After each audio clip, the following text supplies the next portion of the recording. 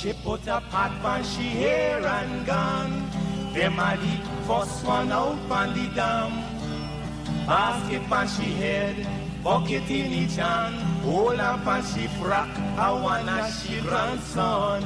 To the market, them a go. For the morning, the day is dawning. For cockcrow to give the villagers a warning. Rise and shine, the birds them a sing. All animal take turn as them join in the waking.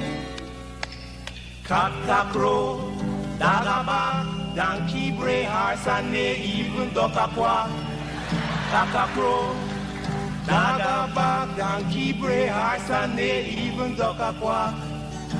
Come and hear this sweet story that tell the people about life in the country.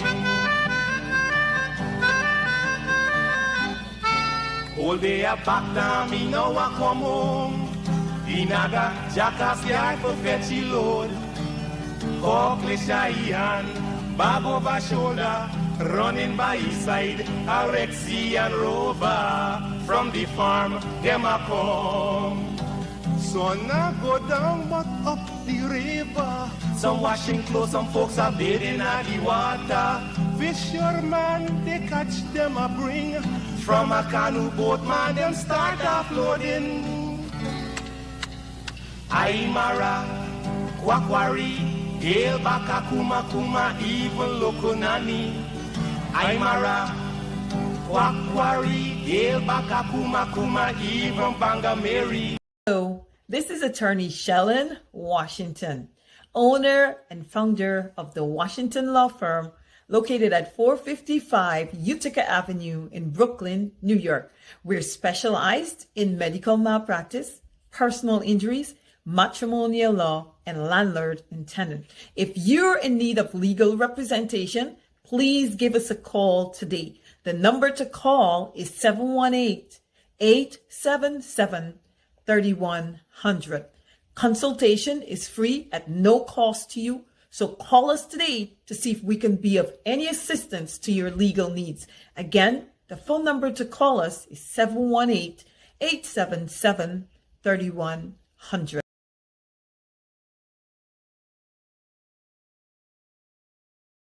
If you are looking to have your statutory declaration, affidavit of income, identity, damage or lost passport, lost license, tenancy agreement, agreement of settlement, power of attorney, last will and testament, and certification of documents, then you need to visit the Alistair Collins firm, located at the Killian Mall, 162 Lamaha Street in Georgetown, between Camp and Waterloo Street. Alistair Collins is a commissioner of oaths and a justice of the peace. Make certain you visit him or call for more information at 649-6410 or 685-6448 or 503-1451. And there's adequate parking available. Go down to the Alistair Collins firm and have all of your legal issues settled and brought to the fore. Alistair Collins firm. Contact them at Alistair Collins firm. This ain't a long time, this ain't a long time, this not a before time. This ain't a long time, this ain't a long time, this not a before time. This ain't a long time, this ain't a long time, this not a before time. Long time got them long logy, now you got them bongolo. Long time got them long logy, now you got them bongolo. This ain't a long time, this ain't a long time, this not a before time. This ain't a long time, this ain't a long time, this not a before time. Long time got them dirty down, now you got them concrete road. Long time got them dirty down, now you got them concrete road. Long time got them dirty down, now you got them concrete road. Long time. So it means that we would not have gotten the statements of poll for every polling station.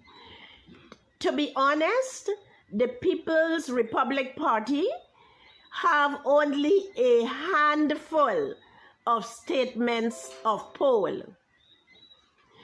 The people who will have statements of poll for all the polling stations would be the large parties, which would be the coalition and the PPPC, because they would have been able to send scrutineers to all the polling stations. So let me say that that verification process that we are hoping GCOM will have to return to complete will be largely between the coalition, that is the SOPs that the coalition has, and the SOPs that the PPPC has. Because the small parties only have a smattering of SOPs.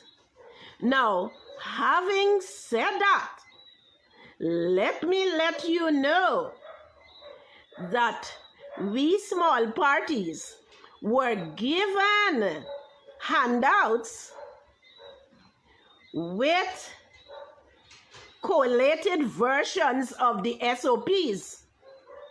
We were very kindly given, because when we said, well, because we didn't have scrutineers at all the stations, I can tell you that one of the big parties very kindly offered us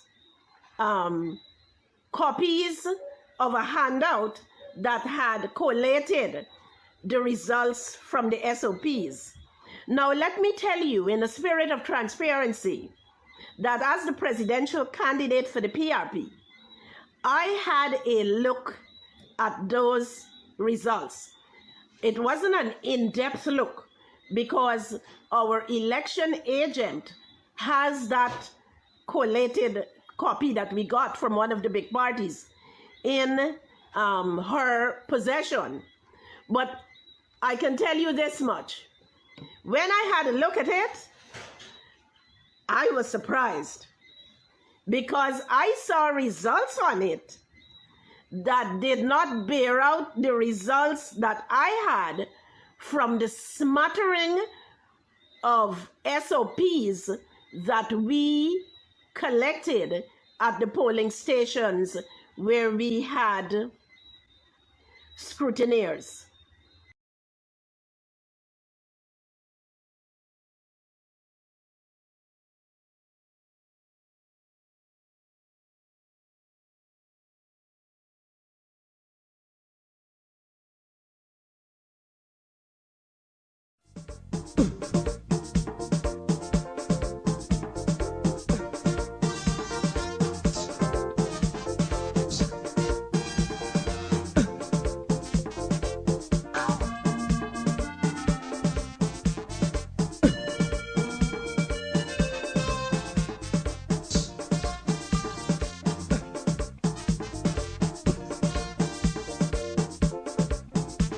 I'm in the mood, I'm feeling rude, I'm feeling hot, I want to run. The feeling exciting, so darling, let's do something. I wanna rub my body on your body. Body on your body.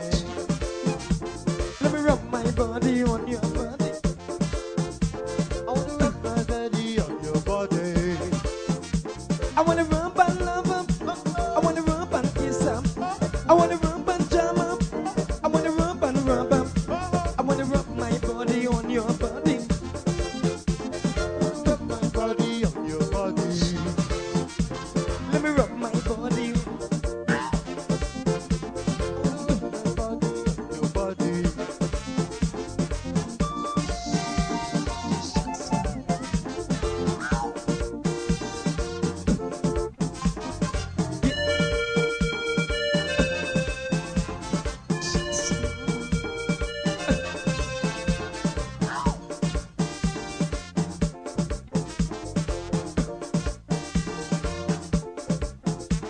I just get paid. I want to play. The vibes is right. I wanna hug up tight. No time to waste. I wanna work my ways. So come on, babes. Give me a taste. I wanna rub my body on your body. I wanna rub my body on your body. Let me rub my body on your body. I wanna rub my body on your body. I wanna rub and love up. I wanna rub and kiss up. I wanna rub and jam up. I wanna rub and rub up. I wanna rub my body on your body. I wanna rub my body on your body. Let me rub my body on your body. I wanna rub my body on your body.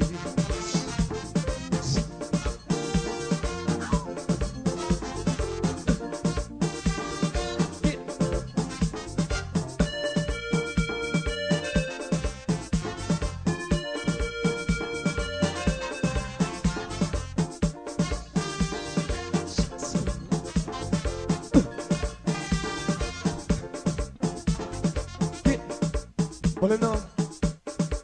I'm feeling, I'm feeling, I'm feeling, I'm feeling, I'm feeling, I'm feeling, I'm feeling, I'm feeling, I'm feeling.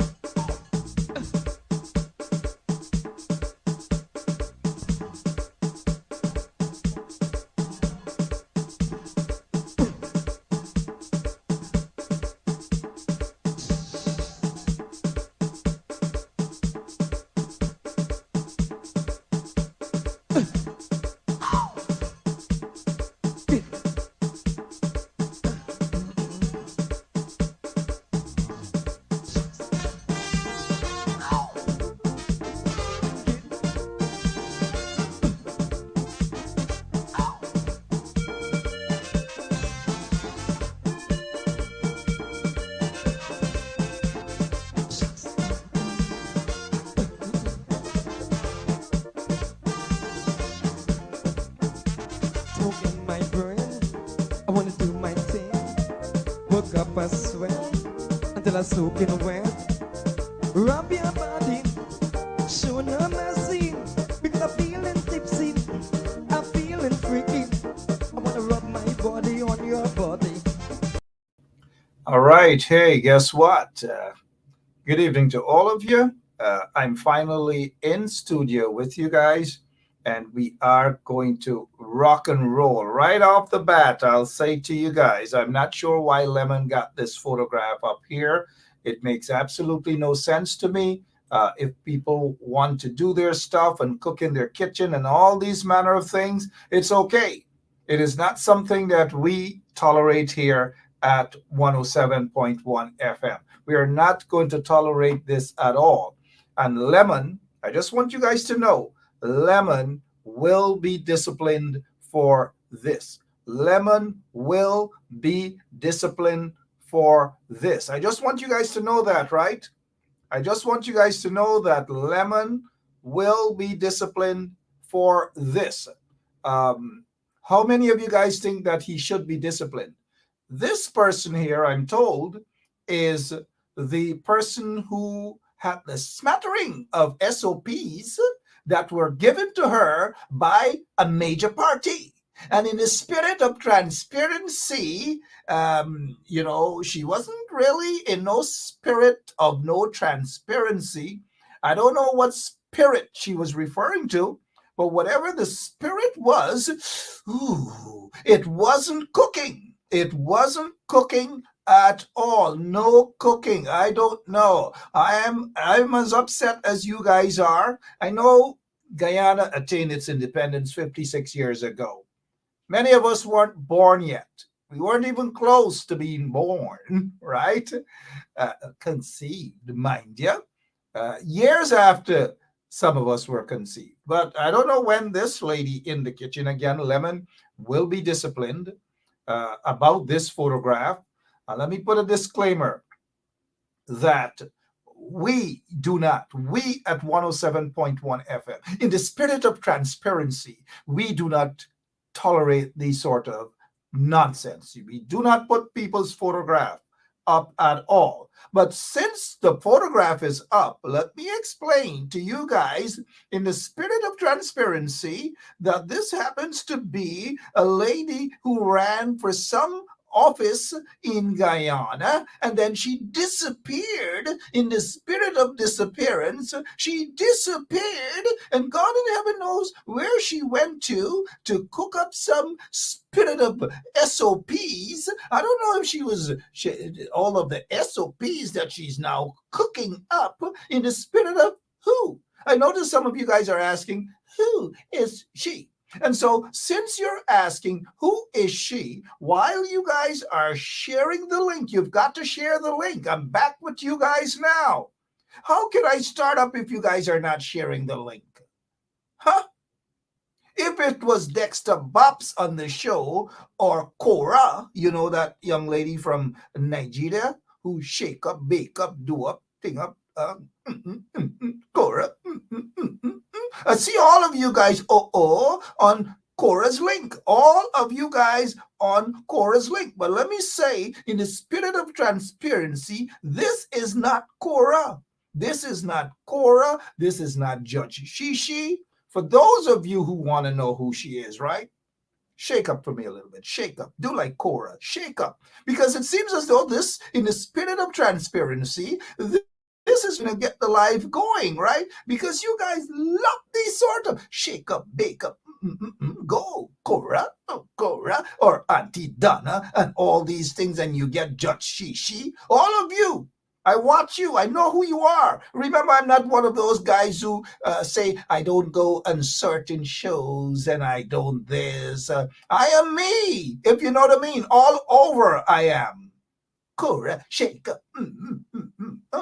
And then there is that adoptable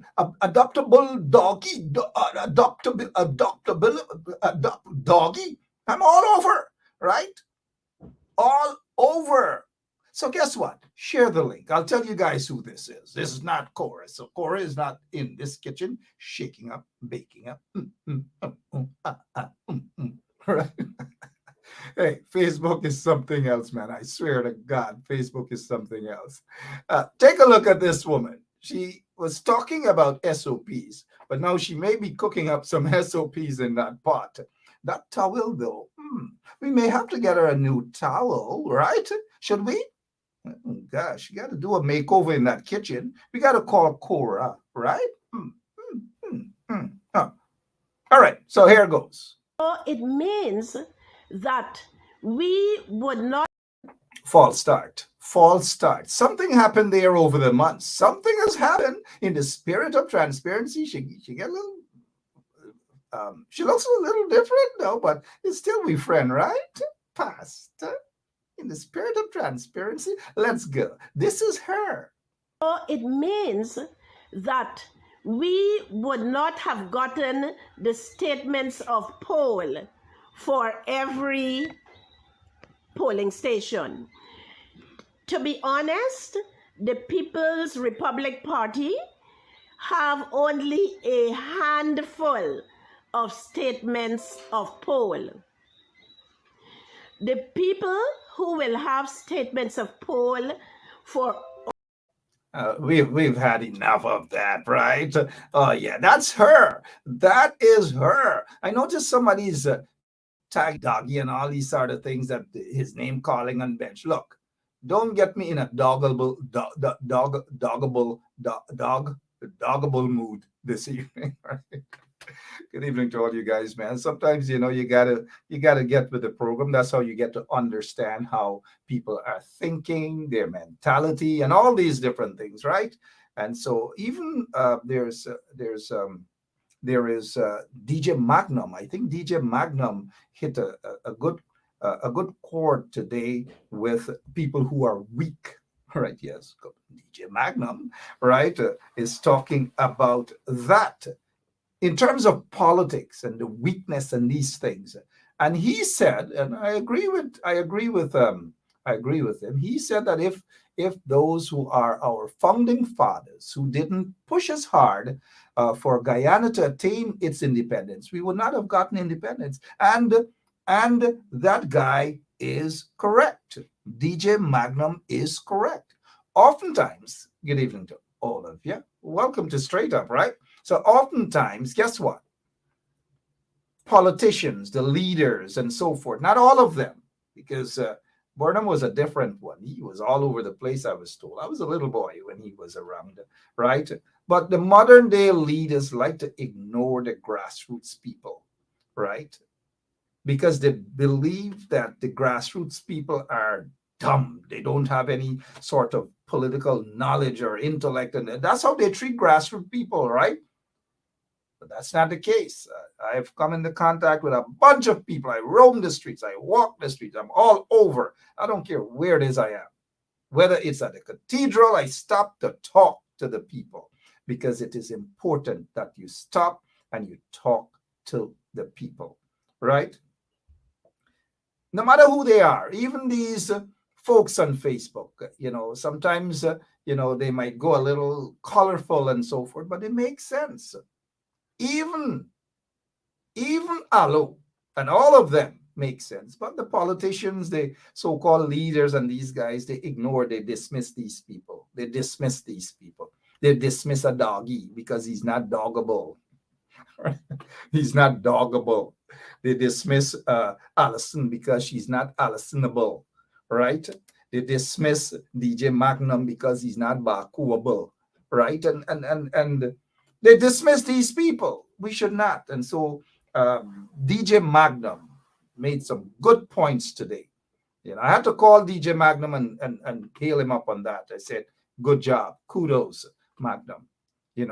Our politicians should be listening to the people, the ordinary people. They shouldn't jump up on a stage and behave as though they're upper T and they're the best that when it comes to intellect and all these different things. They're not. They're just not. Some of them are fighting up to prove that they are smart, they're intelligent, and all these manner of things. But hey, this guy here, look at this photo. This guy couldn't do that. This guy, Burnhamable, right? Burnhamable. Y'all let Doggy know that his name is called him Burnhamable, right? Burnhamable. Burnhamable, right? Yeah, big word. Burnhamable. They can't stop this guy, right? I mean, he had his faults, yeah, but they couldn't stop this guy. This guy was a visionary. He was a politician. He was charismatic. You name it. You name it. You name it. He knew how to go up. He knew how to stay in the middle, and he knew how to go down. And that is why this guy would have been rapping with guys like Doggable, guys like Magnumable, aka Bakubable. He would know how to rap with these individuals, including Allowable, right? Allison, Allowable. He would have been doing that. But oftentimes our politicians, the modern day politicians, ignore these people. They ignore these people. Burnham would gaffable with them, right? He will stop, he will talk. He knows when to get down. He knows there's time and place. And he was charismatic. Burnham didn't have to go and jump and talk to prove to people that he's bright and that he's intelligent and all these manner of things. Burnham didn't have to do that. If you know what I mean. He didn't have to do that at all. He just didn't. And so our modern day leaders, if you want to say that they're leaders need to get down on the ground and how to not prove how bright and how know-it-all they are, because they do not know it all. A lot of them just don't have the vision, right? And so they believe that if they call biggable words, as Doggy would say, biggable words, that people are going to say that, oh, hey, this person is bright. But big words do not make you bright, right? And who would have been able to pronounce all those big words than a Forbes Burnham, right? Lyndon Forbes Sampson Burnham. Let's be realistic. Lyndon Forbes Sampson Burnham. They just couldn't. They can't match him still. And this is not disrespecting anyone who is into politics these days. It's not disrespecting them at all. Not at all. You know, people quick for getting the antics, and they get, they're quick to get in the antics. They're quick to get vexed and all manner of things. They get vexed. They might tag each other and say, look, Benschop talking bad about somebody and Benschop. They do that, right? They do that. But I'm not bothered about them, man. I'm not botherable about them for using them big words there, right? Big words. Anyways, thank you all for sharing the link. I got some things I want to talk with you guys about this evening. But before we do, let me just before we do, right? I want to, and I know some of you guys have missed me. I'm glad that I'm back, right? But I want to play something for you guys so you could understand. And this Independence Day, and God in heaven knows what is it that we are celebrating? What is there to celebrate? Huh? What exactly are we celebrating? What exactly? Well, listen to this guy whilst we get on with the program here this evening. A hard and at times bitter campaign has come to an end. On the results, the People's National Congress, in the interests of peace and stability in Guyana, has agreed with the support of the United Force to form the government. One of the more serious tasks facing us at this moment is the attainment of independence at the earliest point of time. One of the disturbing features of the election, which we have noted, is the apparent cleavage existing in our society, brought about by colonialism and 7 years of mismanagement and misrule.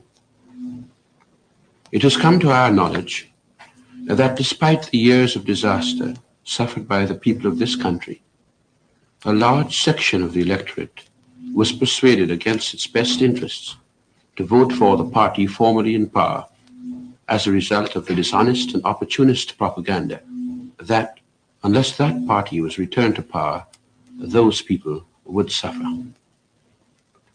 The new government, headed by me, intends to show by its actions in the immediate future, and indeed throughout its term of office, that this is not true.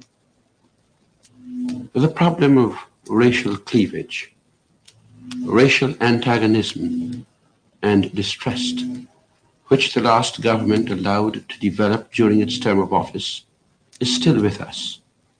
But our government recognizes this as a challenge which it intends to accept and which it is determined to overcome. My government considers that it is a matter of the greatest importance and the utmost urgency that an atmosphere of relaxation be established immediately.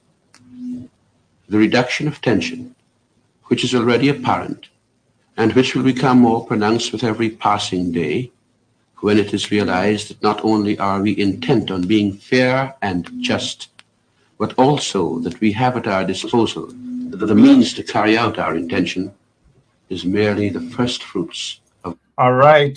Well, you've heard that, right? Forbes Sampson Burnham. Lyndon Forbes Sampson Burnham. Can you imagine? Just look at what we have to deal with today. Seriously. Compare what we had back then. The guys who fought for our independence. Had it not been for them standing up, fighting against the British, the colonial masters and so forth. Well, you know, Burnham teamed up with Chetty Jagan. Dr. Chetty Jagan. Burnham was now out of school from London School of Economics, where he graduated, a law degree, a young barrister. He got there, Dr. Chetty Jagan, a young dentist, and they teamed up, albeit some of you might rightly say that Jagan was misled into communism by somebody who was a nurse, and she dropped out of nursing school. She became his wife. You know, he met her in Chicago.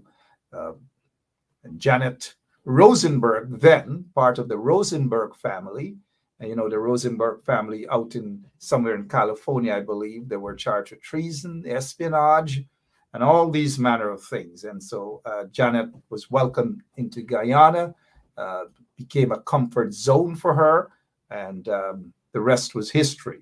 But it was this guy, Burnham, and his intellect, and Jagan and his passion. They were patriots. One was more communist, and if independence was actually gained under his stewardship, then Guyana probably would have been a different country today in terms of widespread poverty and all manner of things.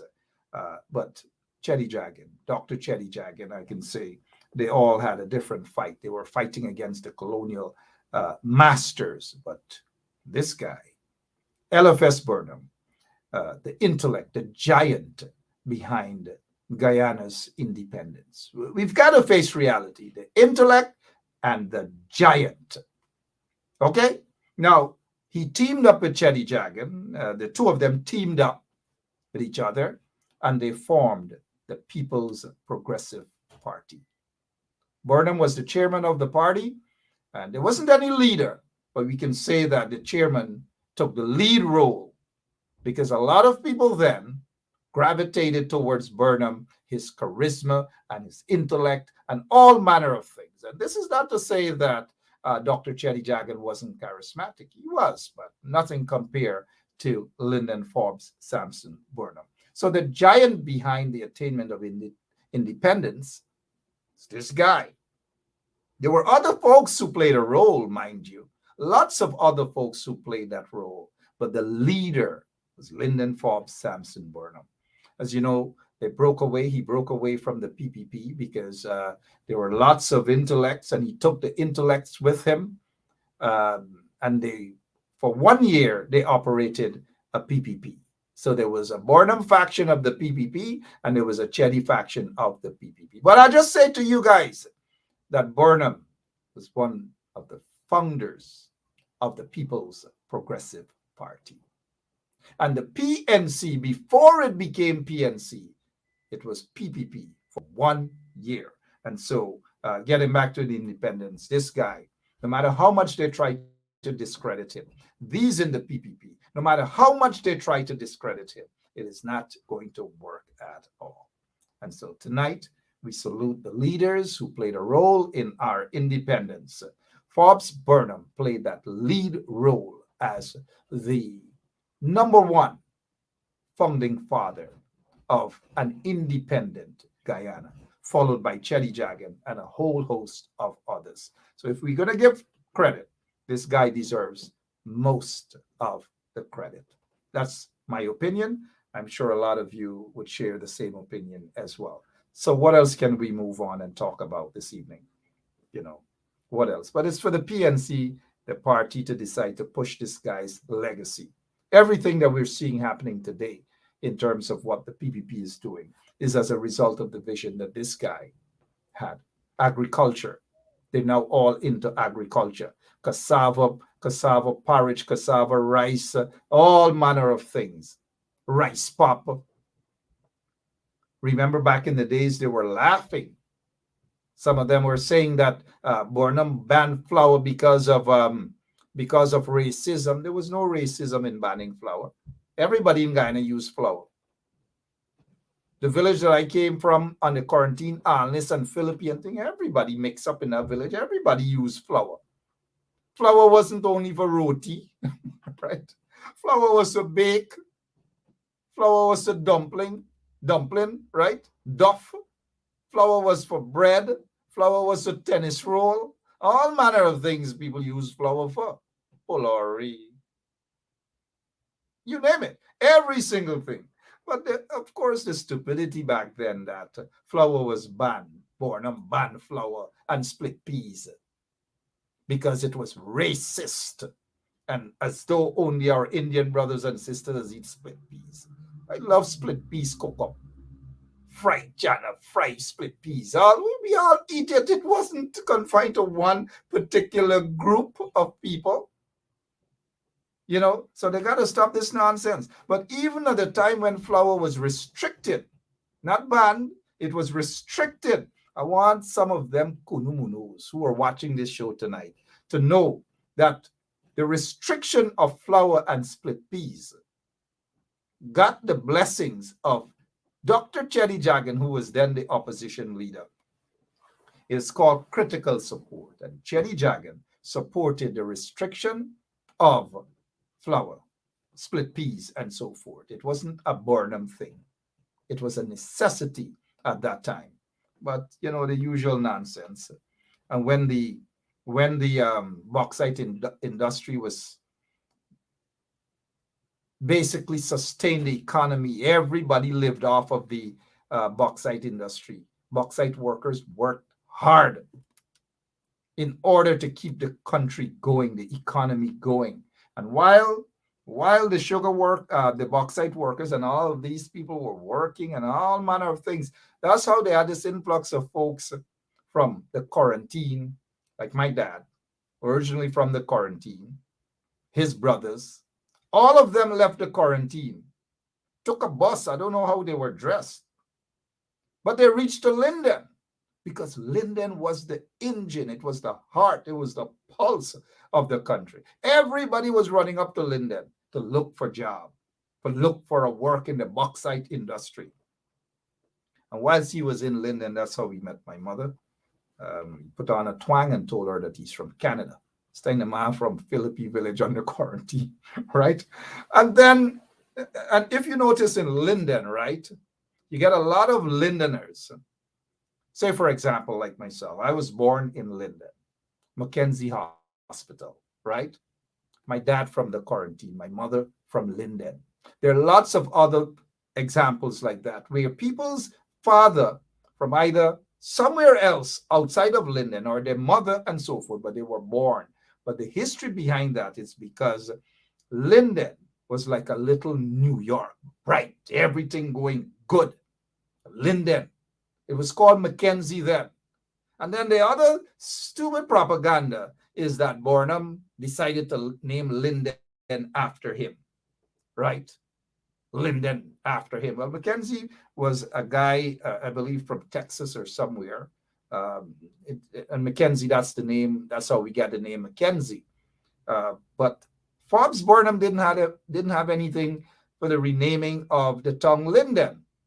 He didn't. People blame him and Forbes this, and they love to blame Burnham for everything. Again, it's not that Burnham was perfect. But Burnham, look at what Burnham did. Look at what Burnham did for Guyana. Look at what Burnham did for Guyana. Just look, a visionary, right? And so kudos to the people of Linden. Kudos for Linden. Linden saved Guyana. The bauxite industry saved Guyana. While the bauxite industry was saving Guyana and all the money's going into the school system so that people can get a better education, it was free. UG and all schools free. Remember, you guys used to get milk powder in nursery school, milk powder. I remember that. We used to get biscuit and all these manner of things. So even when we leave home and we had something to eat, well, in my case, I always go to school looking for something more to eat because it's me, right? And so there was something there at the nursery school and other schools for us little kids to eat. It's the bauxite industry that helped to sustain that. Meanwhile, the PPP and their goons were busy burning the sugar industry, sabotaging the country inside out. They weren't concerned about a good Guyana. They weren't concerned about developing Guyana. The concern was more the destroying Guyana, the destruction of Guyana, right? That's what it was about. So it is difficult for me now to accept these individuals who are now pretending that they are patriots. They're not patriots. They're hustlers, flatfoot hustlers. They're gangsters. That's what they are. And they get into politics to become the biggest welfare recipients in the entire country. And whilst they're ripping and raping the country's economy and treasury, guess what? The ordinary folks are punishing. I notice some of you guys are stuck on the biscuit thing. Oh, yeah.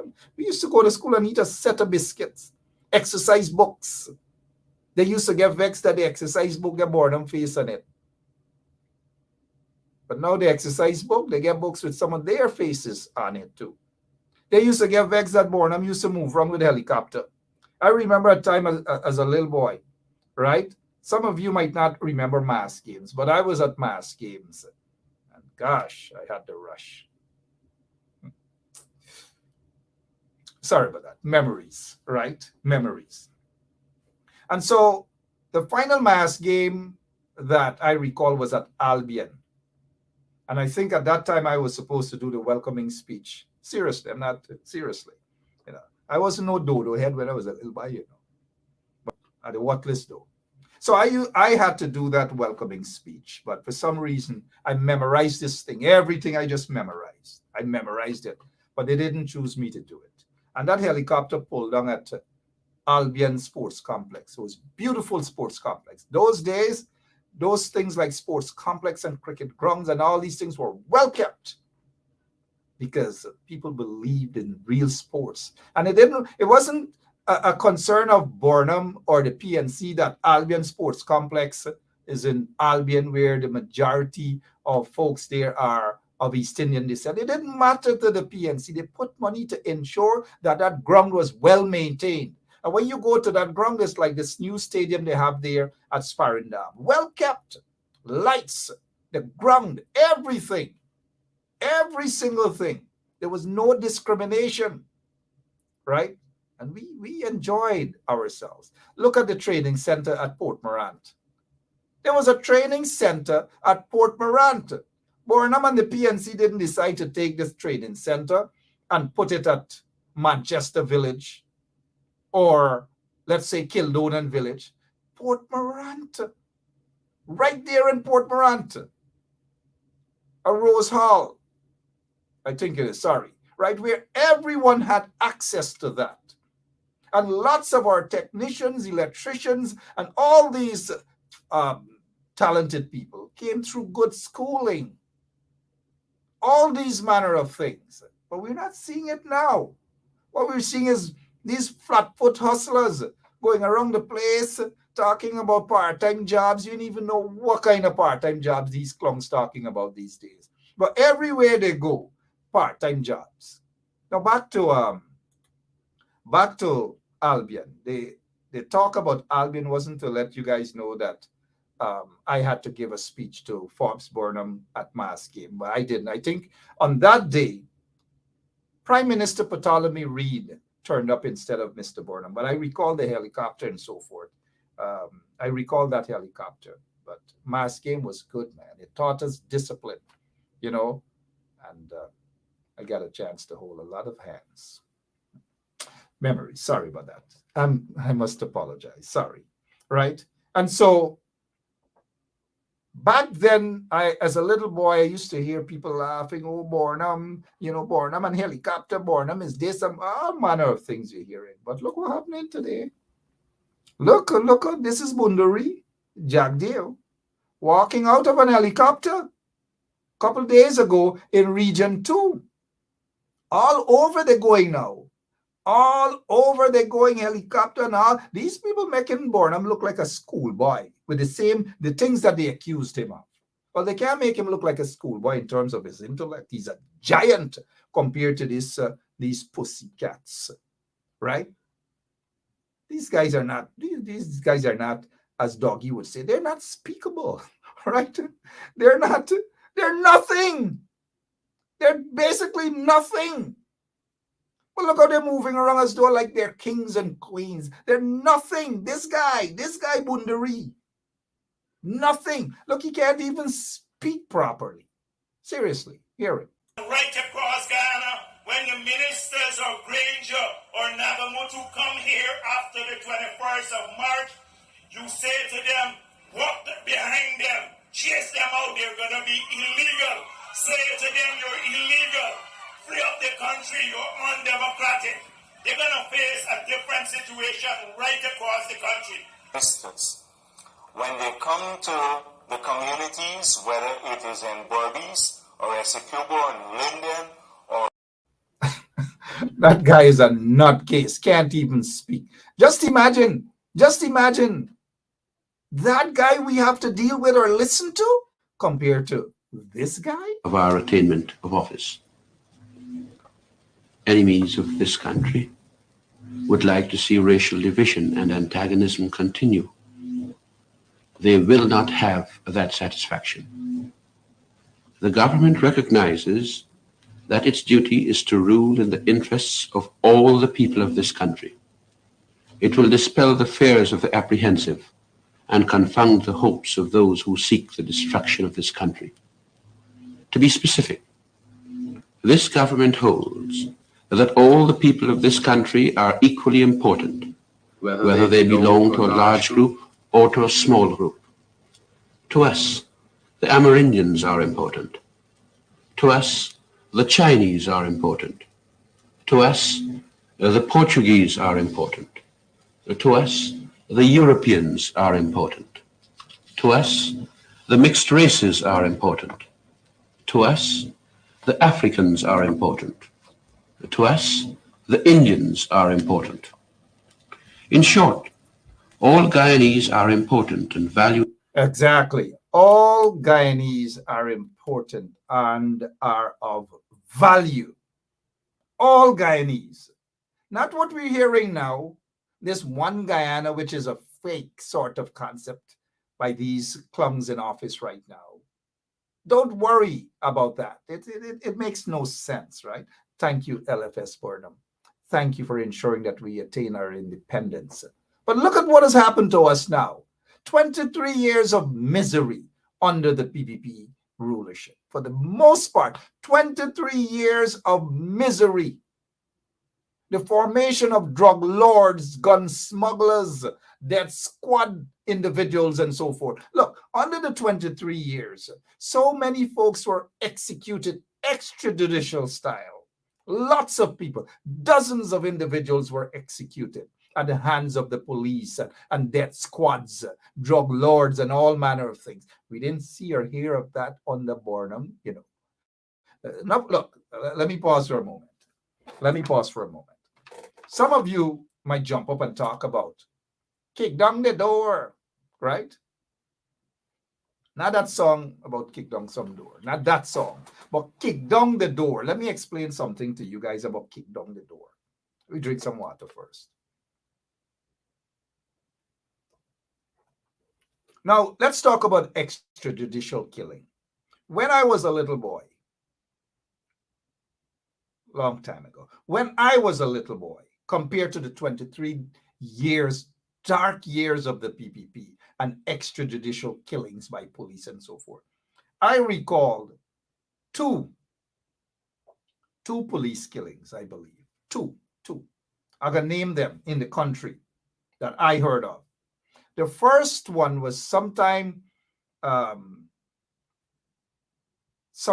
the 80s, I believe, the early 80s. We were little boys. J.R. Crawford probably will definitely remember this. There was a guy by the name of Lewis. Lewis went around killing people. Well, they said that it was Lewis, right? But when we were little boys, we had to go to bed 5 o'clock. Everybody house lock up because they were afraid of Lewis. Lewis allegedly killed a guy by the name of Oscar Dana Ryan in a village called Kilmarnock. Oscar Dana Ryan and others were allegedly killed by this guy, Lewis. Lewis also threatened to kill a lot of other people in the village of Philippi, Kilmarnock, Maida, Cromarty, and so forth. And J.R. Crawford is on. He said, yeah, J.R. also knew of some of the people that Lewis threatened. And now let me say this to you guys. Lewis, you see, y'all gonna jump to conclusion with the name Lewis. Lewis happened to be a tall, skinny, based on my recollection, because we're all from the same village, and as a little boy, we saw Lewis and the other big men, the bigger boys, them in the village. He was tall, he was light-skinned, he was skinny, and he was of East Indian descent. Lewis. So don't get tied up with the name because he named Lewis, right? And there's a reason why I say it, because I may say Lewis and then some people jump and say, but there's a reason why I'm making this point as well. That when the police finally, the death squad, the first time I heard about the police death squad or black or whatever it is, they call them the death squad. Those special guys, special trained guys from the police force went down, and they were housed at not far from us, the Mattisons at Philippi. And so these death squad police members used to go out to hunt for Lewis, because everybody frightened Lewis. And so they finally got Lewis. They cornered Lewis at a place on the quarantine there called Farm, neighboring to Bushlat village and so forth, under quarantine. They cornered him in a little house. And Lewis engaged those policemen. I don't know, we were 2 villages away, and all we were hearing was gunshots. And we were little boys, and we were running in the latrine all over. We were running and hide, right? Bap, bap, bap, bap, bap, gunshots upon gunshots. The special squad, thanks to Edna Richards, right? And all we were hearing gunshots. Lewis had those policemen busy. He finally put up a white flag or something, from what we heard as little boys, and the police surrounded the house. They opened fire. Of course, he was injured. They took him out, and they were rushing him to the hospital, New Amsterdam Hospital. He died somewhere in 19 village, we were told, as a result of his wounds. That wasn't extrajudicial killings, you know, because Lewis engaged the policemen. He engaged them. And anyone who wants to engage policemen in terms of shooting, exchanging gunfire and so forth, and they die in the process, it is not considered extrajudicial killings, my opinion. Now, there were some controversy as to, and again, I was a little boy then, right? But, you know, I heard some controversy as to how he died when they approached the number 19 police station, toll station, sorry. There was some controversy there, but it has never been proven. Never been proven. Now, let me address this Tom Smith, right? Let me address this Tom Smith, whom we know is not Tom Smith, right? But is obviously being paid. Now, Tom Smith is saying, so Burnham is your hero. First of all, let's break that down. Nothing wrong if somebody sees Burnham as a hero, right? I said Burnham did a lot of good things to that country more than any other leader. Now, let's face reality. I've also said that he has made some mistakes because as human, no one is perfect, right? Good. Let's continue with this clown, Tom Smith, right? Tom Smith. I noticed Desiree Simons, like Sheikh Katan was saying that he got his last bullet at number 19 village. But I was like a little boy. We were like 10, 11 or something like that. But I recall that. Maybe that's why I'm so passionate about human rights and so forth. So human rights to me is not a political ploy, right? It is a passion in me. Passion. Well, we talk about that somewhat. Let's get back to this Tom Smith or whoever, right? Before we get back to Tom Smith, let's give him right away, right off the bat. Let's give him his present right away.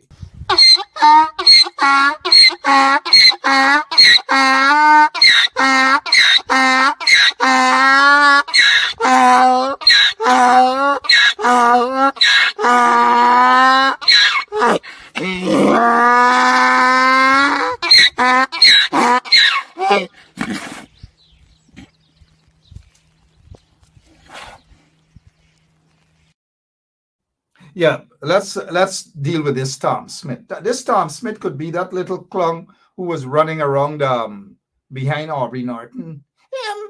What about your SOPs? You bring your SOPs?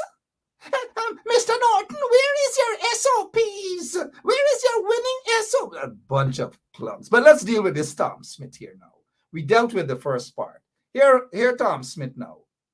And Tom Smith can't even really write properly. Here Tom Smith. Who rigged the elections from 1968? All right. Who rigged the elections in 1997? Who was in office in 1997? It wasn't Burnham, right? This one more people, right? As Sherrod Duncan would say, share the damn link, man. Well, Sherrod says that every 2 minutes, right? But I'll say it every half hour. Share the link, right? But let's get back to this club. Rigged elections in 1968?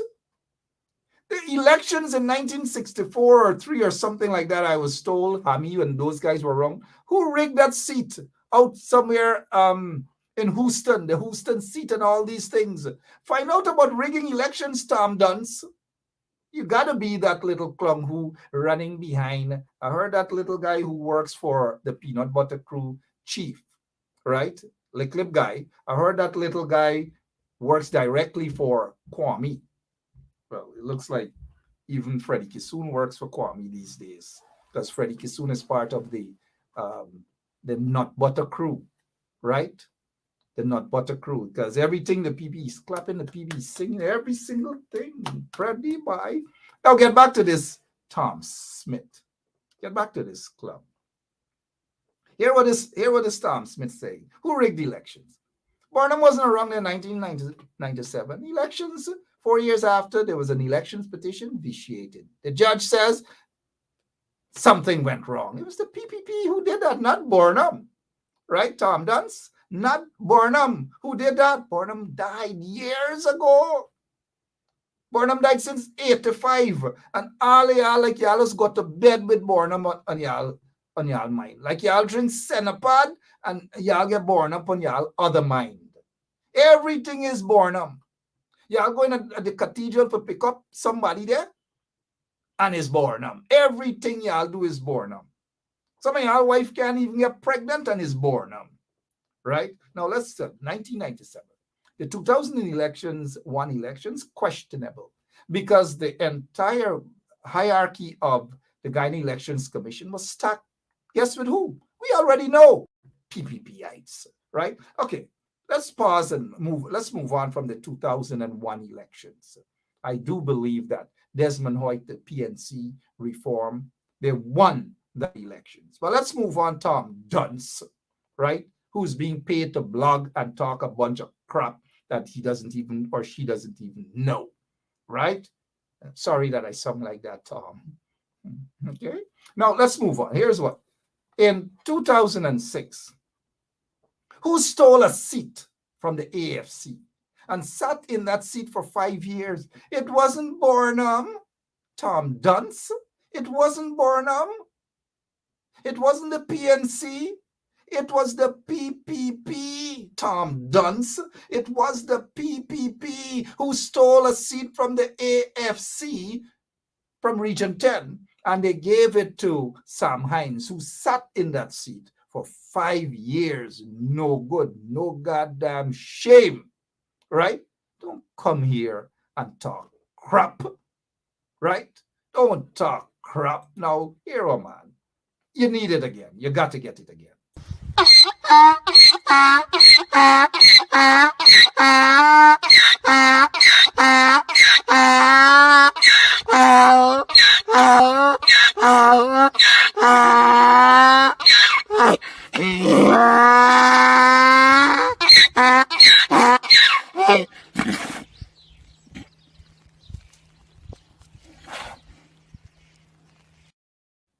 We know they come as a distraction, right? This Tom Dunce. We know they come as a distraction, but we like these sort of distractions so that we could set the record straight for them in the spirit of transparency, right?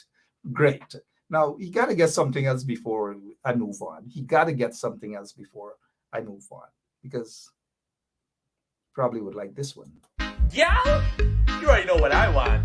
Let me go. Give me Polari, I want Polari. Yeah. Give me Polari, I want Polari. Yeah. Give me Polari, I want Polari. Yeah. Give me Polari, I want Polari. Wrong Polari, tiny Polari, fat Polari, born Polari, any Polari I eat, same Polari. Gal, you gotta make them good, run it up and fry them. Gal, you gotta make them good, put some.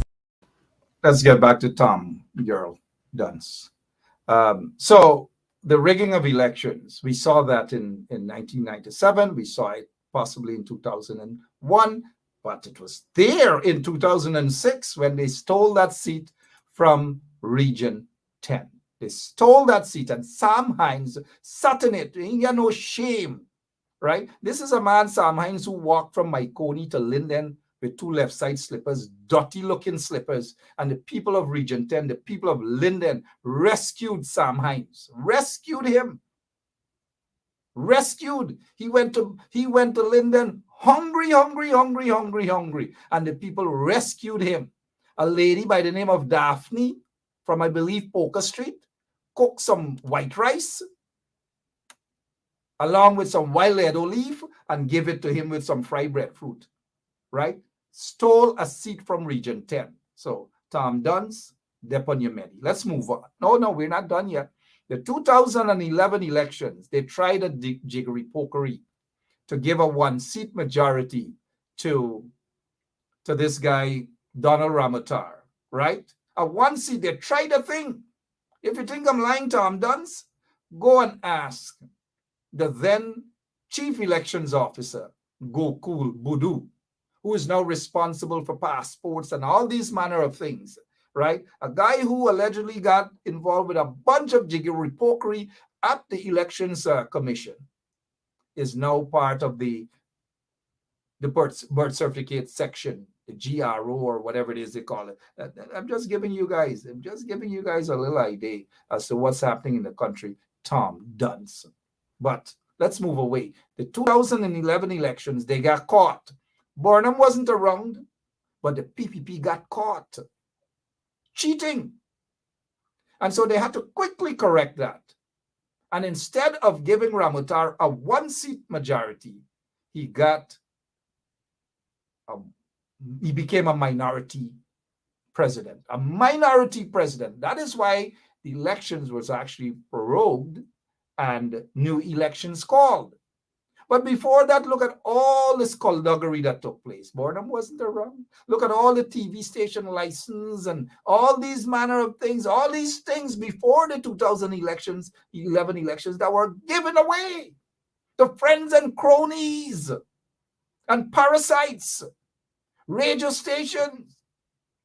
Ask Robert Prasad what's going on, how he got his radio station, and sold it a couple months after for $100+ million, I believe, to answer a call, right?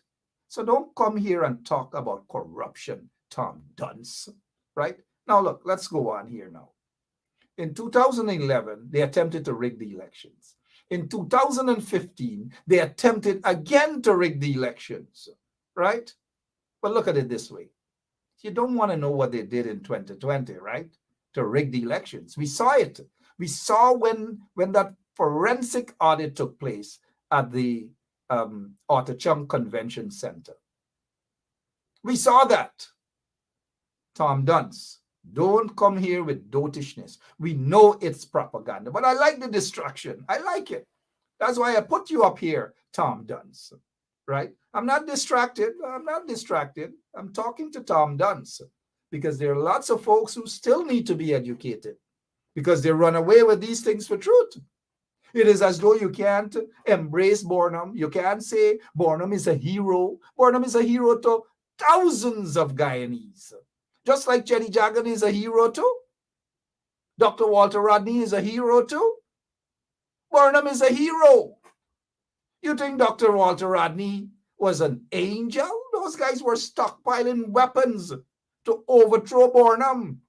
And when you stockpile weapons to overthrow somebody, it's not like you go in and sit down and break bread with them. You know, you got to bust your gun, right? So don't think Rodney and his guys were angels too, right?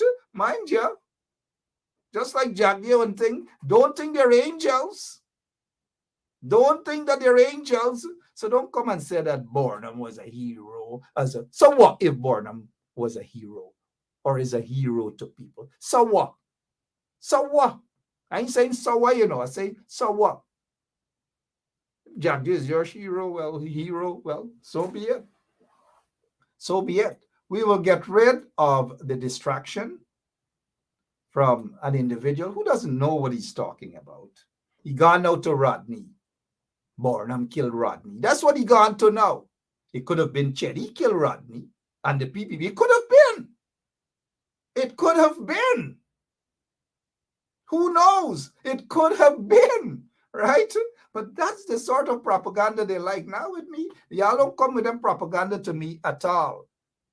Don't come with them propaganda, because I will confront you guys. I will confront you guys on it. I will prefer Burnham as a hero any day in front of people like Jack Dio. Dumb leaders, hustlers like Barra Jack Dio. Hustlers, that's what they are. They're not leaders, they're bleeders of our nation. And that is why it is so sad for me to even say to people a happy independence when there's nothing to be happy about. Move on. We've dealt with this clown Tom Smith or Don Smith, PNC, flag flown over the Court of Appeal, murder thousands. Wow. Burnham and the PNC, hear what this clown is saying? Murder thousands. It's got to be a little picklehead guy. Look, put on your dress and go around the cathedral and make your little money and so forth and do your thing and enjoy your icicles them. The night is hot. Icicles, right? Sorry, did I actually say icicles? Enough of Tom Duns, man. Enough of Tom Duns. The guys in them in get sense. Them in get sense. Get time with them. Gorik, I think you said it well here. Pack of thieves, right? A pack of thieves. Thieves. What else we could talk about? What else y'all want us to talk about? Before we move on, they got some other stuff that I want to talk about, right? When the PNC, when they were in office, Blackbush Polo was never like this. This is a place in Blackbush Polo that's called Yakasari. J.R. Crawford goes there and others, I believe, but J.R. is a guy on the ground. He goes there, he talks to these people every single day, every day. This is Yakasari. Look at how this little picnic about school. Look at how this is not on the Burnham, this is not on the PNC, this is not on the coalition. This is under the PPP. They're not concerned about people, whether it's their supporters or not. They're just not concerned about people. But they're going to go in areas and they're going to promise what kind of jobs? What kind of jobs they promise? Part-time jobs. I don't know if Jack Deere related to Stevie Wonder, and he took this part-time lover to part-time jobs. Is it Stevie Wonder who sang Part-Time Lover? But Jack Deere is an expert now on part-time jobs that is just not visible. 50,000 jobs they promise the people. They can't come up with anything. But every time he goes around, all you're hearing is part-time jobs, right? Part-time jobs. But you're not seeing, there's no evidence, there's nothing. Absolutely nothing. Nothing at all. Part-time jobs. Nothing. But these poor kids, these young kids, not necessarily poor economically, but look what they have to endure. Under the catfish regime, under the PPP, under Jack Deere, right? So this little boy and his mother and his sister and his mommy and his mamu and everybody, this is what they got to endure, right? Meanwhile, look at Bundari. Look at Bundari. Fancy helicopter off of taxpayers' money and all these manner of things. He wants to outdo that little boy who going around the place dashing out money all over. And I noticed some of you guys are saying, oh, that little boy for president. Y'all heard him speak? Y'all know what he stand for? Y'all know what he's about? Y'all quick for holler this body and the body for president. Y'all stop with that thing. Not because some people go wrong and they dash wrong little overnight wealth and all these manner of things. Everybody y'all want to make president. Y'all might as well just put me there office of the president as y'all president, since y'all so thirsty for any paku. Y'all hollering what for president and president and president. You know. Now back to so this is what is happening, right? This is what is happening throughout the country. Now let's go to this here. This photograph, this guy there is Mr. Adams. He's the chairman of Region 10. This got to be a flag raising ceremony recently. But when I saw this photograph, I was like, this guy next to the chairman of Region 10. Well, the chairman of Region 10 is the guy with the glasses, right?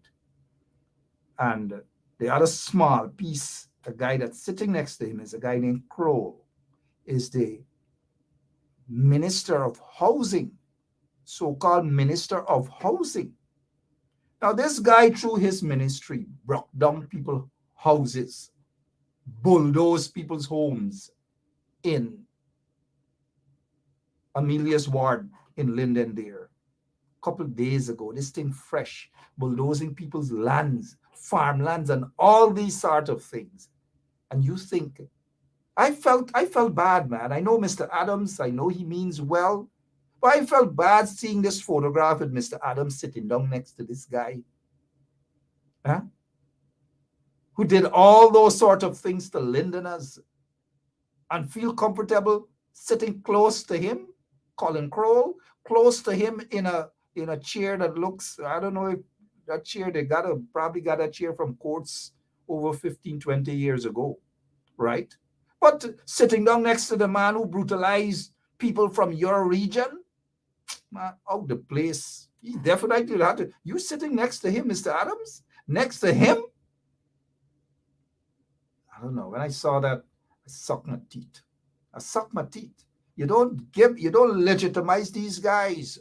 You don't give them a proper photo op, Mr. Adams. You don't do that. You guys have to stop doing it. Don't think that it looks good and it shows political maturity. And no, man, y'all legitimizing these guys too much. Y'all making them feel comfortable in Region 10 and so forth. Y'all got to stop this nonsense. Stop it. Stop it. I'm begging all you. Stop it. Right? Now, what else happening? What else can we talk about? What else can we talk about? 3 beautiful angels. 3 beautiful kids turned into ashes, burnt to death, allegedly at the hands of some wicked individual. Allegedly, mind you. I don't know. Allegedly, mind you. Allegedly, right? Early this morning, 3 kids died as a result of that fire. I spoke with the mother this afternoon. I spoke with her. It was sad. She was in tears. Tracy flew. I know how she feels. Because I've lost a son under similar circumstances, a fire. 8 years old, burnt to death. And so I understand, I know how she's feeling, because I've been through that sort of pain before. I know how she's feeling right now, right? I do know how she's feeling. We've got to pray. We've got to pray for this family. We've got to pray for her. She is a relative of a member of parliament of the PNC, the coalition, Miss Nima Flew-Bess. This is sad. Sorry about that. Look where they live. A mud. They fire engine had to take over 20 minutes, almost half hour to get to a location because of mud. Nobody should be living under these circumstances in an area with mud, no access road, no nothing, and these sort of things.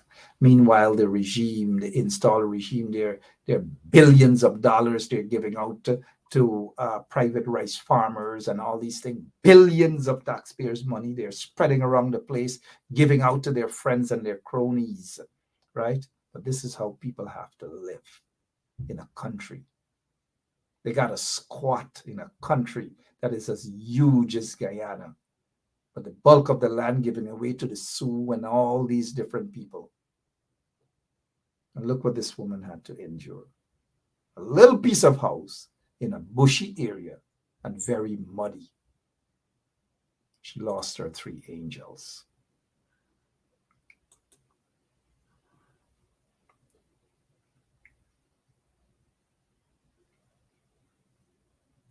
So sad.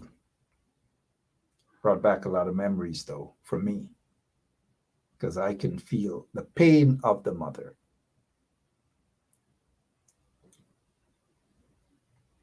It's Guyana, and everybody shouting, "Happy Independence." What's there to be happy about? The oil company bleeding the country of billions of dollars. Right now, as taxpayers, they're saying Guyanese owe close to $10 billion, probably more than that. $10 billion to ExxonMobil. $10 billion. What is there to be happy about? Our independence. What exactly is there? People are living in poverty. There's no job other than fictitious part-time jobs. No proper schools, no proper computers in schools. Hundreds of millions of dollars wasted in fake scholarships to schools outside of Guyana for CXC and all these manner of things. GED now in Guyana, right? When we could use less than half of that money to train our kids right in Guyana to do their CXC and all manner of things. These folks are flat-foot hustlers. So my heart goes out to this the family of these 3 little angels who were burnt to death.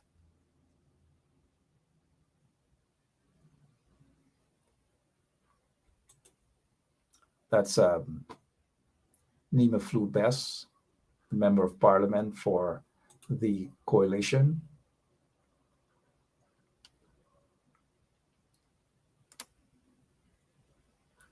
Behind this guy, Irfan Ali, is the Minister of Public Service, I believe, Sonia Parag, all of them paragging around, you know.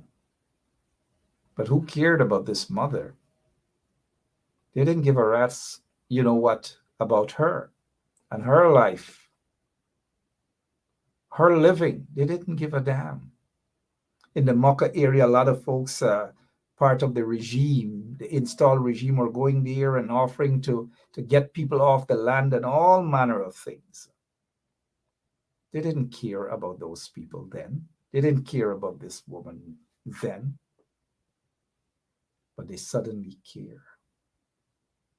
They suddenly rush there for the optic. Now, when you have a regime that is caring about its people, you don't wait until a time like this to rush to pretend because the camera is around or the cameras are around to pretend that you really care. When outside of that, your actions tell a totally different story. You don't think that mother whose house was bulldozed in Linden, don't you think she's human too? Where is the passion, Irfan Ali? So don't come now to pretend that there is passion and that you are concerned. You might be, but based on the evidence, it is difficult to convince people like me that you really care. Look at this woman.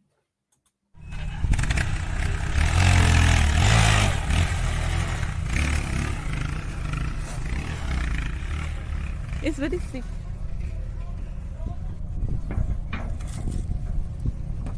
Okay, brother.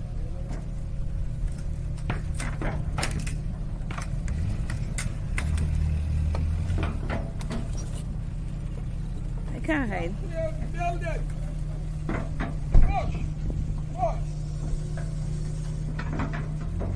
Okay, the man in the red hat is advising them how to put. Even if the girl was in there, this is what they do.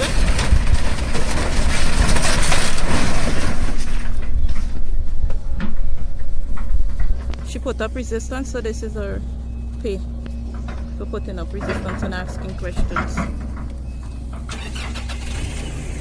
red hat.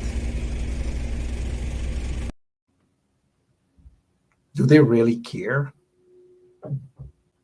Do they?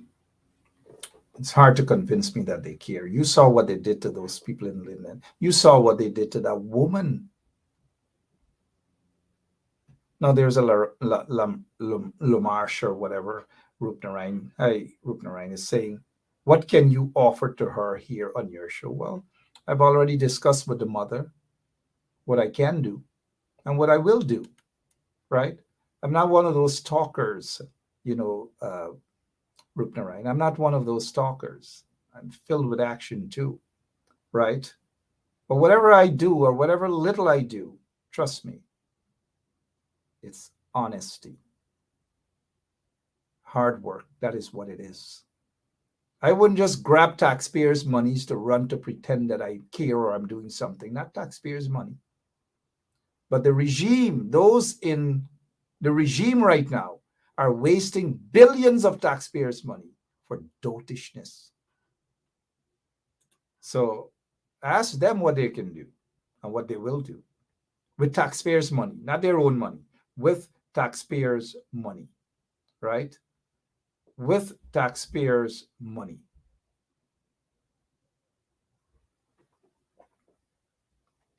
And Rupnarayan is saying, how come the coalition government did not care? Less than 3 years, 2 years of fighting the corrupt ones within the coalition. Compare 23 years to 3 years under the coalition, Rupnarayan. I don't know if you live in Guyana, my friend. I don't know who you are. I don't know where you live. But if you were in Guyana, you'll see that difference. Major difference.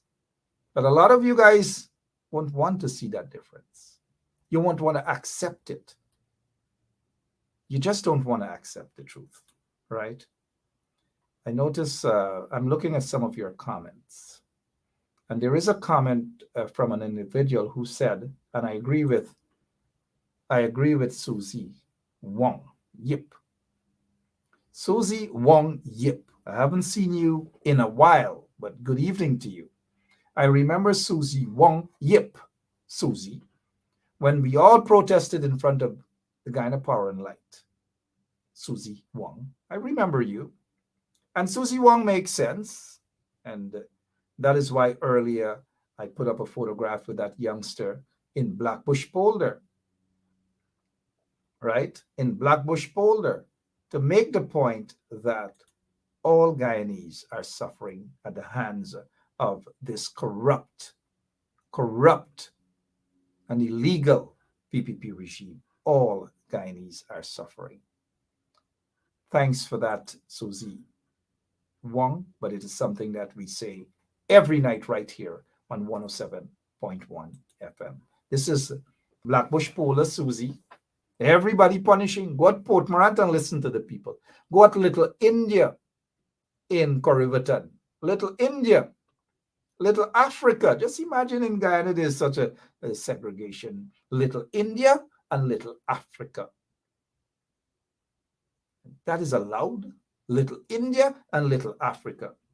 I don't know, Susie Wong. I don't know. What's wrong? What's wrong with these people, Susie? Good evening again, Susie. And good to see you on the show. Hope all is well at your end. Right? What else I want to say before I go? Oh, Susie. You didn't realize that I recognize that I still remember you. You were part of the struggle. During the 23 years you stood up, we stood up. GPL, blackout every day, night and day, blackout. But when the coalition got into office, now they weren't perfect. There were some flat-foot hustlers in the coalition too, who didn't give a damn about people. But let us be realistic. Let us be honest that what the coalition did in 3 years or so, the PPP couldn't do in 20-something years. They had less blackout under the coalition, more blackout under the PPP. And blackout tearing tail now under this PPP install regime again. Blackout tearing tail. Left, right, every day blackout water. Now go upstairs. People used to bathe with a shower upstairs. Now they can't do that. Water not even dripping from their pipe. And if it comes, guess what? You get muddy water. all manner of things. But this Paku, Sheikh Bach, you remember him, Susie? When he was Minister of Housing, he used to call people and shake the bag, and they put their hand and they pull a house lot. A little small house lot like this they pull, right? They used to call him shake the bag. But guys like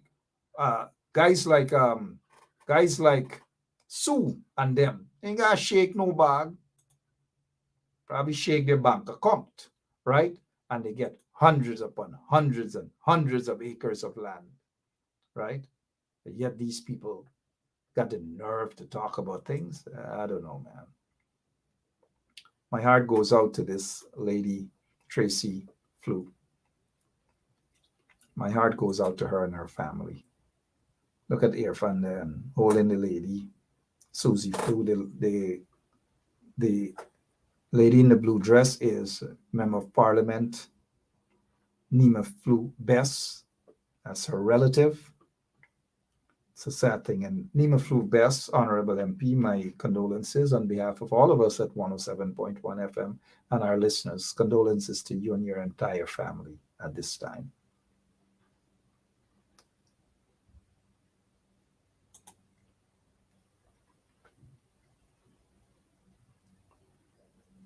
Irfan Ali, if you're watching, don't just show up to show that you care and that you're concerned about these people. It reminds me of when you made a statement, you went to the funeral of the Henry boys, and you said there will be no stone left unturned and all manner of things. Do you remember those people, the family members of the Henry boys? Do you remember them? Or were they just promises because of the camera?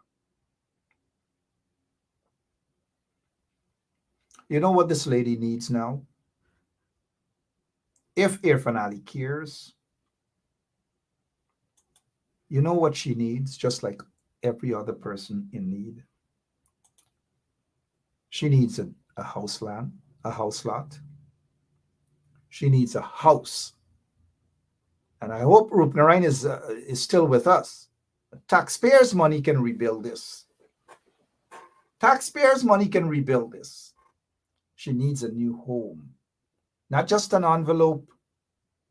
I'm not going to get into the envelope, but he did leave an envelope with taxpayer stuff inside. God in heaven knows what, but she needs a house lot, not just a house lot in a good area, because she has one other child remaining. One child, 3 of her kids died.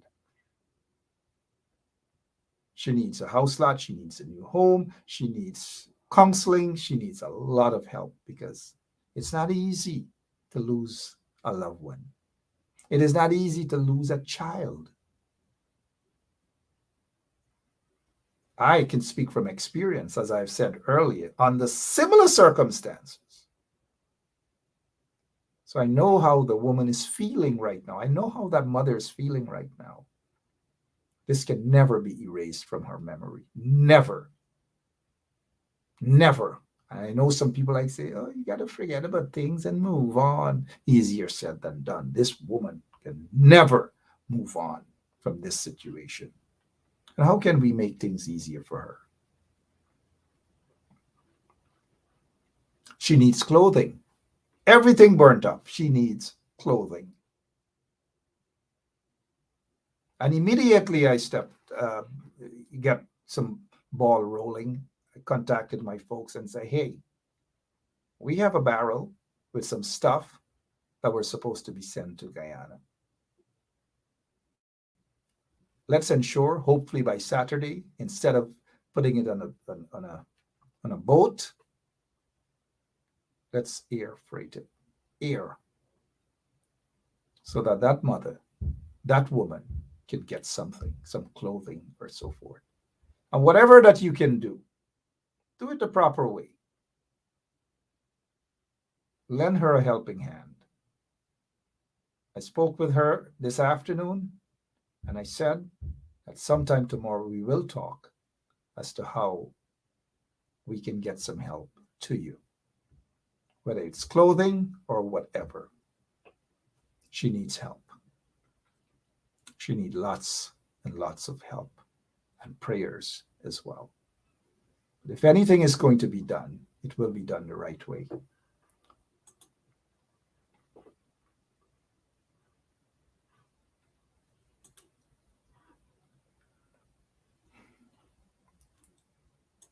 So sad.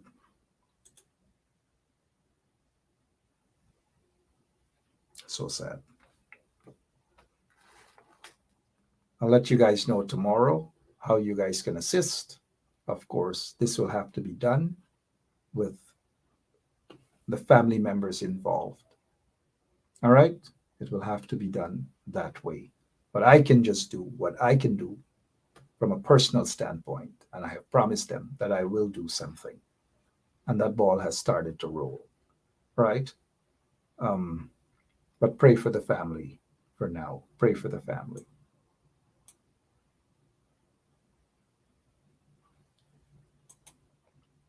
Pray for the family as well. Look at this Mitra. What you all ever give to people be the same crap. Same bunch of dotish airhead set of pacos. Airhead set of pacos. Can't come. You get no compassion, no nothing. Set of pacos. I don't know where these people will, all sort of holes they just jump out from. All sort of holes they just jump out from. We got to go, man. We've got to go. So for me, I don't know. I don't know about any happy independence. I noticed the State Department issued a independence greeting to, and I think we still have it here. Before I go, I decided to give you guys some extra time, mind you, right? But before I go, this is from the U.S. State Department, from Secretary of State, Mr. Anthony Blinken. On behalf of the government of the United States, I congratulate the people of Guyana on your 56th anniversary of independence. Notice, nothing there about the government of Guyana. Nothing. I congratulate the government or nothing. Starts off, on behalf of the government of the United States, I congratulate the people of Guyana on your 56th anniversary of independence. We value the close partnership of the United States and the Cooperative Republic of Guyana. We have partnered on health security to provide hundreds of thousands of vaccines and so forth. We continue to develop a robust bilateral trade relationship focusing on high standards and transparency. All right. So read between the line there. Thank you, Anthony Blinken. Thank you so much. Thank you so much. Before we go, let me tell this. This is Mark Doris. Okay, Mark Doris. You got that, Mark Doris. You got that. All right. But I've got to go, though. Condolences to the family. These three little angels are no longer with us on earth. And we've got to pray for the mother, Tracy Fluke, and the family out there in Barnwell, Mocha area. I've got to go. I'll see you guys soon. God bless you.